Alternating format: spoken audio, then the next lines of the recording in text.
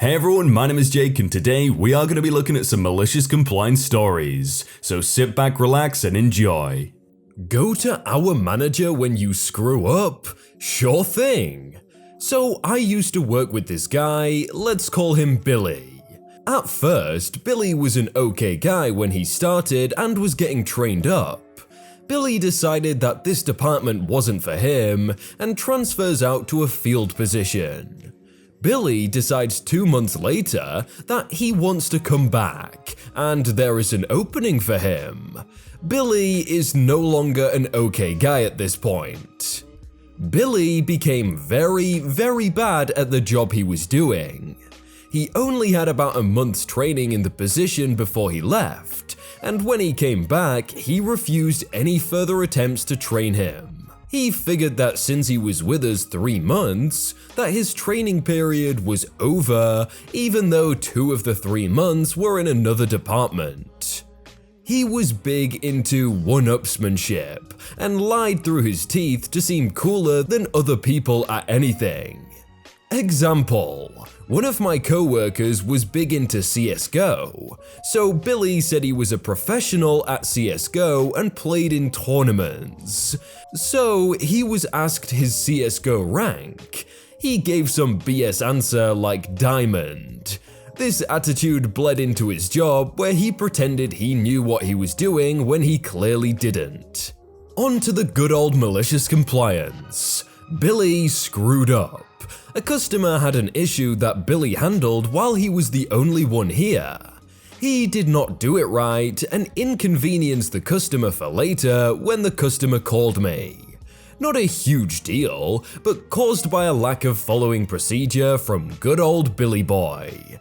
I fixed it, have proof that it was him, and shoot him an email, as I work nights to his days and never saw him, reminding him that he needs to make sure to do it properly from now on.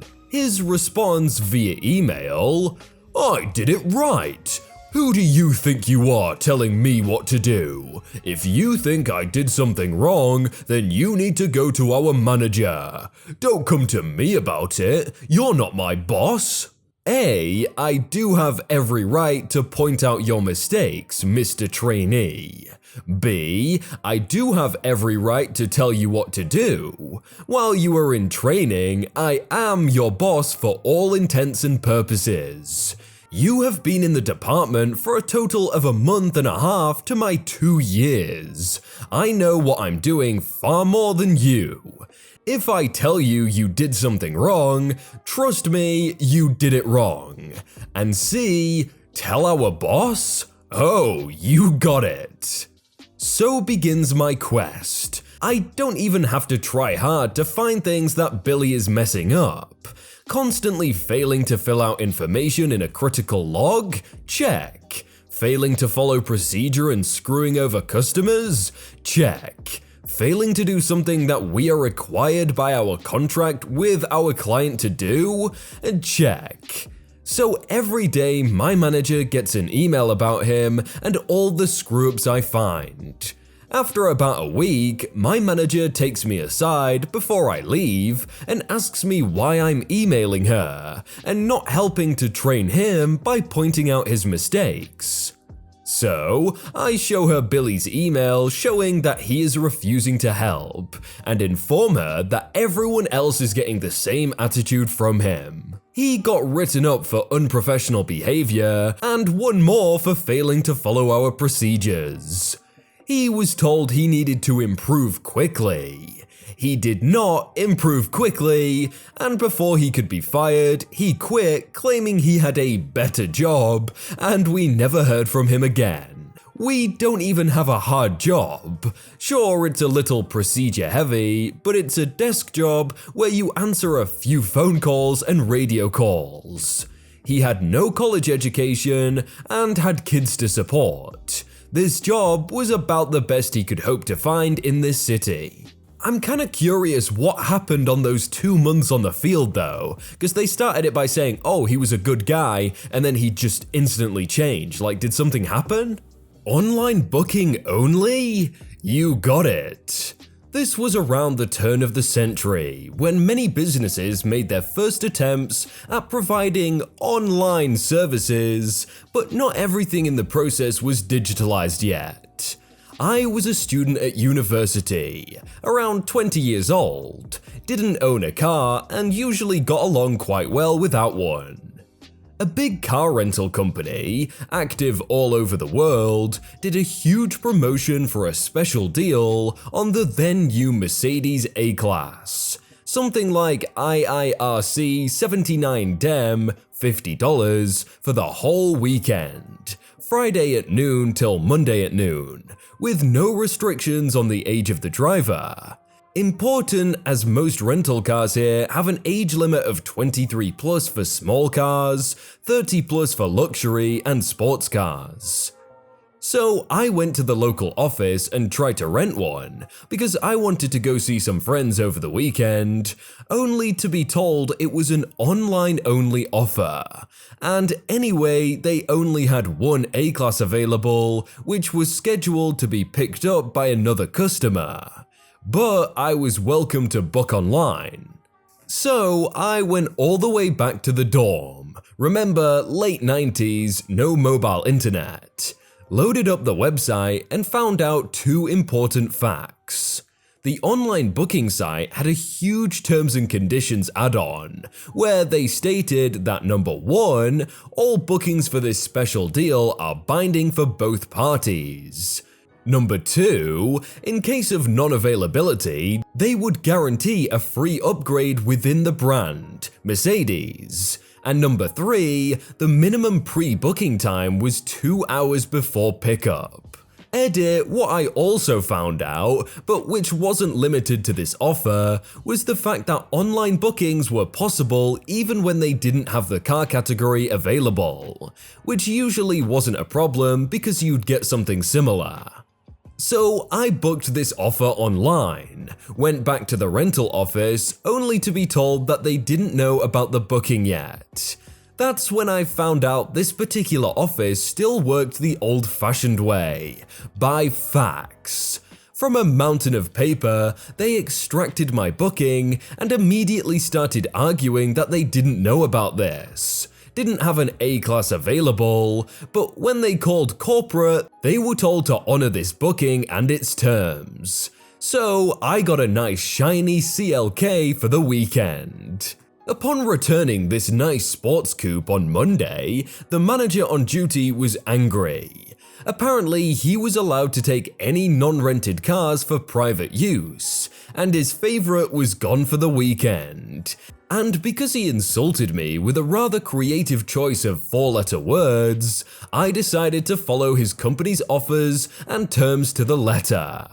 From then on, every Friday I made a short trip to look whether they had an A-Class available, usually not, and if they didn't, I booked one for the above terms. I didn't always get a CLK, but an S-Class is nothing to sneer at. And I used this until the offer expired after half a year. Got lots of cars I wouldn't have been able to rent normally due to the age limitations, and lots of cars I wouldn't have been able to afford to rent. That's actually such an awesome malicious compliance, like you get to drive these nice cars that you probably never would drive, so yeah, I like that.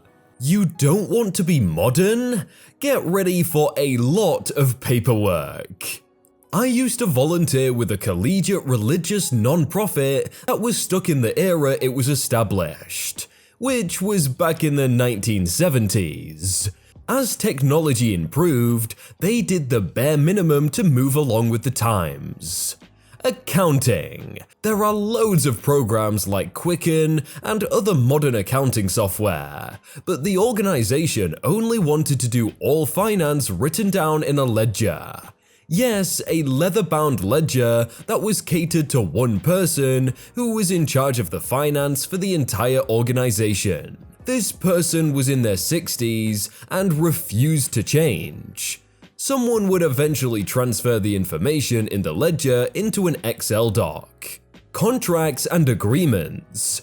Anything that needed signatures, such as applicants and whatnot, they want the original form no matter what. Since the organization spans across the US, if someone wants to sign something in New York, the Home Office in California wants the New York person to snail mail the page with their signature on it. They wouldn't accept faxes, scans, or digital signatures. Kept saying this was a legal reason, which is BS to me because I have had clients sign multi-million-dollar contracts with us using fax. Programs like DocuSign and whatnot with no complaints and are all legally binding. Their main reason for all of these outdated rules was because they wanted a paper trail for everything. Every year, our organization hosts a conference in Southern California, and it has anywhere between 100 and 120 students attending. Due to the recent expansions to more campuses, we were expecting about 300 students. In order to make things less complicated, we wanted to make applications online. They can fill out an online form along with an electric signature. For payments, we wanted to open up online payments as well, with a different transfer, PayPal, even Venmo. Some students couldn't afford to go, so the organization offered scholarships to pay for the trip for them, but could only give 2 to 3 scholarships per campus. This required another application that we also wanted to bring online. All of those suggestions were denied for many reasons. Accounting wanted physical checks. Contracts wanted physical signatures because insurance wouldn't accept electronic signatures.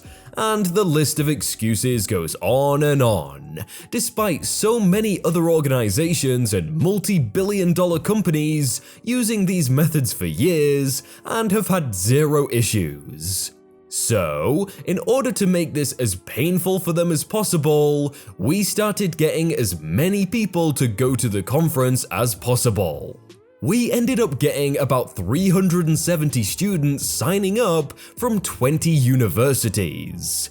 Normally, we'd collect all of the applications and send them all in at once via a large manila folder, but instead, we told each student to mail their applications separately and to send their checks separately too, using a security envelope for safety reasons. On top of the main office getting over 700 plus applications, each they had to open by hand, they also got 700 plus checks. And to top the cake, 60 applications for scholarships all in their own envelope. Also, did I mention there were only 3 people processing all of the paperwork? The main office was ticked at us, but all we said was that you wanted a paper trail, so now you know where every application came from and finance can process each check individually.